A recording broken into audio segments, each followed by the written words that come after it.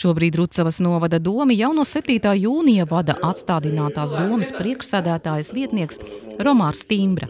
Lai gan visi iesāktie darbi novadā tiekot turpināti, tomēr par normālu ilgušo situāciju bez domas priekšsēdētāju uzskatīt nevarot, atzīst Timbra. Arī deputātu vidū iestājies zināms klusums un noplakusi sākotnēja aktivitāte. Pusotra mēneša laikā viņi nav spējuši vienoties par labāko kandidātu priekšsēdētāja amatam. Novadiņš tiešām ir maziņš, ka te dalīt tiešām nav ko. Vienkārši cilvēki ir ar ļoti lielu savu es, un ja kaut kas notiek savādāk nekā kāds uzskata, ka tas ir uzreiz nepieņemami.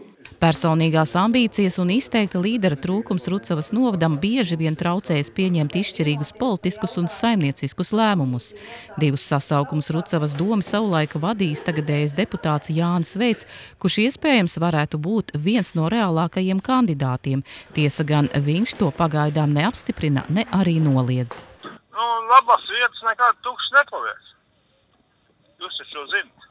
Bet šī ir tā labā vieta? Šitā ir atbildīga vieta. Rucavas novada domas priekšsēdētāja un viņa vietnieka vēlēšanas tiek plānotas kārtējā domas sēdē 28. jūlijā. Lai gan šobrīd neviens vēl neņemas spriest par rezultātu, tomēr visus vieno cerība, ka situācija atrisināsies.